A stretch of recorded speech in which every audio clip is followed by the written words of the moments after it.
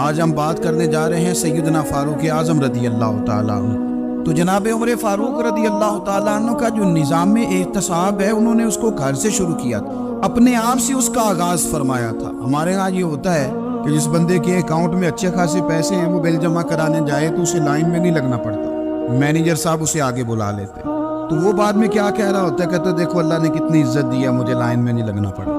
بھائی لائن میں لگنا تو آپ کا یہ تھا کہ آپ سمجھتے ہیں کہ سارے مسلمان ہیں، مومنین ہیں، برابر ہیں، تو میں کسی کو تکلیف میں مبتلا نہ کروں۔ جب آپ آگے چلے گئے تھے تو آپ نے بہت سارے لوگوں کا حق مارا تھا، وہ لائن میں جو لگے ہوئے تھے ان کا وقت لمبا ہو گیا تھا۔ آپ نے تو اپنے آپ کو احتساب کے لیے پیش ہی نہیں کیا، بلکہ آپ نے کہہ دیا کہ جناب میرا تو رتبہ اعلیٰ ہے، لہذا یہ میرا حق بنتا تھا، مجھے تو استحکام ملنا چاہیے تھا۔ یہاں بہت سارے لوگوں نے اپنے حق میں چیزوں کو اور رنگ میں پیش کیا۔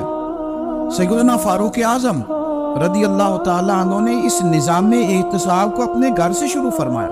حضرت عمر فاروق رضی اللہ تعالیٰ عنہ اپنے بچوں سے فرمایا کرتے تھے کہ جب میں حکم لوگوں کو کروں گا نا، اپنی رعایا کو، مسلمانوں کو میں کوئی حکم دوں گا تو تمہیں پہلے اس پر عمل کرنا پڑے گا۔ آپ فرمایا کرتے تھے یاد رکھنا لوگ تمہیں اس طرح دیکھیں گے، لوگ اس طرح تمہیں دیکھیں گے جس طرح گوشت کھانے والا پرندہ گوشت کو دیکھا کرتا ہے۔ چیل گوشت کھاتی ہے تو کیا کبھی اس کو پیغام بھیجنا پڑا ہے کہ تو آجا یہاں گائے مر گئی ہے، بھینس مر گئی؟ خود بخود اس کی نظر ہوتی ہے، وہ پہنچ جاتی ہے۔ جناب عمر فرمانے لگے میرے گھر والوں، میرے بیٹوں، میری بیٹیوں، میری اہلیہ، لوگ تمہیں اس طرح دیکھیں گے جس طرح گوشت کھانے والے پرندے دیکھتے ہیں، لہذا میں جب کسی کو عمل کروں تو پہلے تمہیں اس پر عمل کرنا پڑے گا جب میں کسی کو حکم دوں۔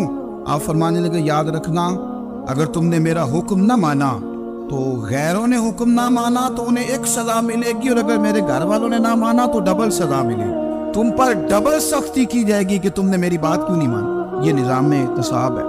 ہم نہ دوسروں کے بچوں کا گلا کاٹ کے اپنے بچوں کی خوشیاں لینا چاہتے ہیں، ہم چاہتے ہیں کہ دوسروں کے بچوں کے حصوں کا مال میرے گھر میں آ جاتا ہے۔ کچھ لوگوں کی سیاست چل جاتی ہے، کچھ لوگوں کا فریب اور فراڈ کام کر جاتا ہے، لیکن وہ گھر روشن نہیں ہوتے۔ ان گھروں میں پیسہ ہوتا ہے پر قرار رخصت ہو جاتا ہے، ان گھروں میں آسانیاں اور وسعتیں تو آ جاتی ہیں لیکن ایک دوسرے کا احترام ختم ہو جاتا ہے۔ سیدنا فاروق اعظم رضی اللہ تعالیٰ عنہ کا یہ طریقہ تھا کہ وہ اپنے بچوں پر سختی کرتے۔ آپ ہمارے ملک میں یہ نظام ہے، موجودہ حکمران ہو یا ان سے پچھلے، بچے سب کے ملک سے باہر رہتے ہیں، یہاں رہتے ہیں تو محلات میں، باہر جاتے ہیں تو بڑی بڑی آسائشوں میں۔ ان کے بچوں کے لیے قانون بھی الگ سے ہیں، قاعدے بھی الگ سے ہیں، اور ہمارے ملک کے اندر تو ایک باقاعدہ پروٹوکول کا سسٹم ہے، اس سسٹم سے گزر کر بڑے بڑے لوگ چلنا پسند کرتے ہیں۔ ہمارے زمانے میں بھی کچھ چیزیں سرکاری ہوتی ہیں خالص، لیکن عجیب نظام ہے نا، ہر چیز کا کرایہ بڑھ جاتا ہے، سرکاری دکان کا نہیں بڑھتا۔ باقی دکانیں 5-6 سال کے لیے ملتی ہیں، سرکاری دکان پہ آپ قبضہ کرنا چاہیں تو پورے 100 سال کے لیے مل جاتی ہیں، چونکہ یہ عام عوام کی پراپرٹی ہے تو اس کے ساتھ جو مرضی کو سلوک کرے۔ ایک سرکاری چراگاہ تھی جس کے اندر جانور چرا کرتے تھے، ہمارے یہاں بھی پنجاب میں کچھ جگہیں ہوتی ہیں تو ہم لوگ کہتے ہیں شام لاٹ ہے، سرکاری چراگاہ میں جانور چرا کرتے تھے۔ حضرت عمر فاروق رضی اللہ تعالیٰ عنہ کے صاحبزادے سیدنا عبداللہ ابن عمر رضی اللہ تعالیٰ عنہ نے بھی ایک اونٹ خرید لیا، تو سب لوگوں کے جانور سرکاری چراگاہ میں چرتے تھے، آپ نے بھی اپنا جانور وہاں چرنے کے لیے، کھانے پینے کے لیے چھوڑ دیا۔ وہ جب اونٹ آیا تو پتلا تھا، کچھ دنوں کے بعد وہ فربا ہو گیا، طاقتور ہو گیا، موٹا تازہ ہو گیا۔ حضرت سیدنا عبداللہ ابن عمر رضی اللہ تعالیٰ عنہ نے بیچا تو وہ ڈبل قیمت سے بھی زیادہ کا بکا، کیونکہ پہلے دبلا پتلا تھا، اب موٹا تازہ فربا ہو گیا۔ حضرت سیدنا فاروق اعظم رضی اللہ تعالیٰ عنہ کو پتہ چلا تو بلایا، فرمایا پتر اونٹ بیچ دیا ہے؟ ابا جی بیچ دیا ہے۔ فرمایا کتنے کا خریدا تھا؟ اتنے کا۔ بیچا کتنے کا؟ ڈبل قیمت بتائی۔ فرمایا اس طرح کر کے اصل رکھ لے اور جو اوپر ملی ہے مجھے دے دے۔ حضور آپ نے کیا کرنی ہے؟ فرمایا میں سرکاری خزانے میں جمع کروں گا۔ حضور کیوں؟ فرمایا اس لیے کہ تیرا اونٹ سرکاری جگہ پہ چرا کرتا تھا، وہ گھاس سرکاری جگہ سے کھاتا تھا۔ حضور سب کے کھاتے؟ حضرت عبداللہ ابن عمر کہنے لگے سب کے کھاتے ہیں۔ آپ فرمانے لگے تو سب میں شامل نہیں ہے، تو امیر المومنین کا بیٹا ہے، تجھے میں یہ حق نہیں دے سکتا، تیرے اوپر تھوڑی سختی زیادہ کی جائے، تجھے یہ حق نہیں ملے گا۔ تو اپنے اونٹ کو چونکہ سرکاری چراگاہ میں چرایا کرتا تھا، لہذا تجھے وہ جو اصل رقم یہاں جمع کرانی پڑے گی۔ ہمارے تو بچے پہلی بات تو یہ ہے کہ بات ہی نہیں سنتے، یہ سب کے بچوں کی بات کر رہا ہوں۔ ٹیچر کے بچے ہوں، سیٹھ کے بچے ہوں، پیر کے بچے ہوں، امام صاحب کے بچے ہوں، کسی کے بچے ہوں، پہلے تو سنتے نہیں، اور اللہ خیر کرے اگر آپ کوئی سنانا چاہیں تو فوری طور پر وہ ہوم منسٹری کے پاس پہنچ جاتے، ان کی اماں ان کی وکیل بن جاتی، آپ کیا ہی کچھ نہیں سکتے، حالات رخ بدل جاتے۔ اس کا نقصان یہ ہوتا ہے کہ ان کو تراشا نہیں جا سکتا، ان کو ہیرے نہیں بنایا جا سکتا، ان کے اوپر کچھ ایسی میل کچیل چڑھ جاتی ہے جو بڑی عجیب و غریب ہوتی، اور کچھ لوگ ایسے ہوتے ہیں جو خرابی کرنے میں بھی اپنا کردار ادا کرتے ہیں، خرابی کرنے میں، اور بڑے لوگوں سے منسلک ہونے کے لیے لوگ رستے تلاش کرتے ہیں، رستے۔ میں چونکہ چیزوں کا مطالعہ کرنے کا بڑا شوقین ہوں، تو میری والدہ داخل تھی کئی سال پہلے ہسپتال میں، تو مجھے اس ہسپتال میں کچھ دن رہنا پڑا، ایک پرائیویٹ ہاسپٹل تھا، تو اس میں انہوں نے جگہ جگہ لکھ کے لگایا تھا ملازمین کو بخشیش نہ دیں، ہم ان کو بڑی اچھی معقول تنخواہ دیتے ہیں، سیلری بڑی عمدہ ہے، تو لوگ بخشیش نہ دیں۔ میں نے جو مینجمنٹ کے لوگ تھے ہاسپٹل کی، ان میں سے ایک سے میں نے کہا کہ اگر کوئی بندہ اپنی خوشی سے دینا چاہے تو آپ نے بڑا موٹا لکھ کے لگایا برائے مہربانی ان کو بخشیش نہ دے۔ اس نے بڑی قیمت، سادہ آدمی تھا پر میری بڑی اس نے مجھے بات بتائی، مجھے نفع ہوا۔ کہنے لگے مولوی صاحب جب کچھ امیر لوگ ہسپتال میں مریض لے کے آتے ہیں تو وہ صفائی والے کو پہلے ہی 500 روپیہ دکھا لیتے ہیں آتے ہی، پھر وہ جیسی آواز دیتے ہیں صفائی والے فٹافٹ اندر آتے ہیں، ان کا کمرہ صاف کرتے ہیں۔ تو سارے تو بیچارے اتنے مالدار نہیں ہوتے کہ آتے ہی پہلے کام والے کو 500 دیں۔ پھر نقصان کیا ہوتا ہے کہ یہ جن کی ذمہ داری ہے بہت ساری ڈیوٹیاں کرنے کی، یہ ڈیوٹی نہیں کرتے، یہ پلٹ کے ان کے طرف دیکھتے ہیں جن کے گھر سے سالن صحیح آتا ہے، ادھر ان کی توجہ زیادہ ہو جاتی ہے، جو نوٹ ان کو زیادہ دکھاتے ہیں، جو پھل لے کے آتے ہیں تو آدھا ان کو دیتے ہیں۔ تو ہم یہ کہتے ہیں یہ کام ہی نہ کرو، یہ اپنی تنخواہ پہ کام کریں تاکہ ہر آنے والے کا درد سمجھیں، ہر ایک کو یکساں یہ سروسز فراہم کریں۔ تو ہم یہ کام کرتے ہیں، ہم ایم پی اے کے اور کسی سے ہمارا تعلق نہ بنے تو ہم جناب اس کے ڈرائیور سے ہی تعلق بنا لیتے ہیں، ہم وہ جو آپریٹ کرنے والا ہوتا ہے ٹیلی فون اسی سے بڑا تعلق بناتے ہیں، اس کو مٹھائی کا ڈبہ جلدی پہنچا دیتے ہیں۔ تو اسی طرح سے بڑے لوگوں کی اولادوں کو بگاڑا جاتا ہے۔ حضرت عاصم بن عمر رضی اللہ تعالیٰ عنہ، یہ سیدنا فاروق اعظم کے بیٹے تھے، مصر گئے تو لوگوں کو پتا چلا حضرت عمر کے بیٹے آئے، لوگوں نے تحفے دیے، بڑی بڑی چیزیں آپ کو دی، حضرت عمر کا بیٹا آیا، بڑے گفٹ دیے۔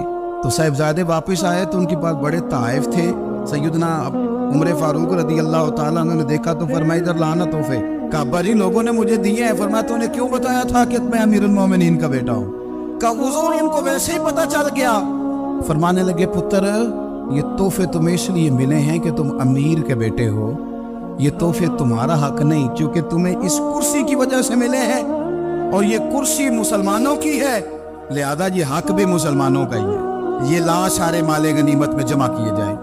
آپ اپنے گھر سے جب احتساب شروع کرتے ہیں، اپنے گھر سے، اور یہ یاد رکھیں یہ جو لوگ آتے ہیں آپ کے بچوں کو نوازنے کے لیے، یہ انہیں خراب کرتے ہیں، بگاڑ پیدا کرتے ہیں، یہ عجیب و غریب سی چیزوں میں مبتلا کر دیتے ہیں، بچوں کا نقصان ہوتا ہے کل کلا۔ پھر جو شاپر اچھا لے کے آئے پیر صاحب کے بچے ذرا اس سے پیار سے ملتے ہیں، نقصان ہو جاتا ہے، یہ دستے نگر ہو جاتے ہیں، یہ لوگوں کی طرف جیتے ہیں، دوسروں پہ ڈیپینڈ کرنے لگتے ہیں۔ حضرت ابو موسیٰ اشعری رضی اللہ تعالیٰ عنہ نے پہلے تو ایک قلین بڑا سونا تھا، تو آپ نے حضرت عمر کے گھر بھیج دیا کہ چلو ان کے گھر میں ان کی اہلیہ بچھا لیں گی، کہیں سے تحفہ آیا۔ پھر وہ جس کمرے میں مال غنیمت اور خزانہ رکھا جاتا تھا اس کی صفائی کر رہے تھے تو ایک دینار مل گیا، تو وہ دینار بچے سارے جا رہے تھے تو ان میں سے حضرت عمر کے ایک بیٹے کو چھوٹے کو بلایا اور بلا کے کہا پتر یہ دینار لے لو۔ حضرت عمر نے دیکھا کہ بیٹے کے ہاتھ میں دینار بھی ہے اور گھر میں قالین بھی ہے، ایک موقع پہ وہ قالین گیا، ایک موقع پر بچے کو ایک دینار دیا، تو حضرت عمر اپنی اہلیہ سے پوچھنے لگے یہ کہاں سے آیا قالین؟ کہا جناب ابو موسیٰ اشعری رضی اللہ تعالیٰ عنہ نے بھیجا ہے۔ بیٹے سے پوچھا دینار کہاں سے آیا؟ کہا مجھے انہوں نے دیا ہے۔ آپ نے وہ دینار بھی لیا اور قالین بھی لیا اور اس کو لپیٹا اور جناب ابو موسیٰ اشعری کو بلایا اور اتنے سخت ناراض تھے، فرمانے لگے ابو موسیٰ اشعری سے کہنا میرے پاس پیدل آئے، گھوڑے پہ نہ آئے۔ اور جب آئے حضرت ابو موسیٰ اشعری تو جناب عمر اتنے ناراض ہوئے کہ وہ قالین لپیٹ کر تو ان کے سر پہ مار دیا، فرمانے لگے پکڑو اپنا دینار، تمہیں پورے مدینے میں میرے بیٹے کے علاوہ کوئی اور نہیں ملے گا جسے تم خراب کر سکو، میرا پتر ہی ملا تھا بگاڑنے کی، کس نے اجازت دی تم میرے بیٹے کو دینار دو، کیوں لائے تم میرے گھر میں قالین؟ حضرت عمر فاروق رضی اللہ تعالیٰ عنہ فرمانے لگے میں زمین پہ سونے کا عادی ہوں، زمین چٹیل بھی ہو تو رب کا بندہ بن کے سوتا ہوں تو اللہ مجھے آرام اور سکون کی نیند عطا فرما دیتا ہے، مجھے تمہارے مخملوں کی اور قالینوں کی ضرورت نہیں ہے۔ احتساب یہاں سے شروع ہوتا ہے بھائی۔ یاز ہم نہ اپنے گھر میں بیٹھ کے مایوس باتیں کرتے ہیں، اور فلانے کے بچے کہاں پہنچ گئے، فلانے کے بعد بڑا پیسہ آ گیا، میں کچے مکان میں رہوں، میں یہ کروں، دیکھو مجھے نہیں سوری۔ یہ تو آپ مایوسی والی باتیں کر رہے ہیں، یہ تو آپ کمزور باتیں کر رہے ہیں۔ یہ تو اس طرح کی باتیں تو ہارے ہوئے لوگ کرتے ہیں۔ اس طرح کا لب و لہجہ تو ان لوگوں کا ہوتا ہے جو احساس کمتری کا شکار ہوتے ہیں۔ یہ آپ نے کس طرح کا لب و لہجہ؟ اپنے بچوں کو آپ بھکاری بنا رہے ہیں تاکہ دوسروں کو دیکھیں تو مایوس ہو جائیں۔ اٹھ باندھ کمر کیوں ڈرتا ہے، پھر دیکھو خدا کیا کرتا ہے۔ آپ کا جو احساس ہے وہ اتنا خوبصورت ہو، آپ کے لہجے کے اندر اس قدر ٹھہراؤ ہو، آپ کو اطمینان آ چکا ہو، اور آپ کے بچے کبھی بھی کمپیریزن نہ کریں اپنا کسی کے ساتھ، کبھی بھی انہیں کرنے نہ دیں۔ آپ کبھی وہ کبھی یہ بات نہ کریں کہ فلانے زیادہ اچھا کھاتے پیتے ہیں تو ہم کدھر ہیں، کرنے نہ دیں۔ انہیں بتائیں کہ بیٹا اپنی مٹی پہ چلنے کا سلیقہ سیکھو، سنگ مرمر پہ چلو گے تو پھسل جاؤ گے۔ ان کو بتائیں کہ جو تمہارے پاس ہے یہ خدا کا عطیہ ہے۔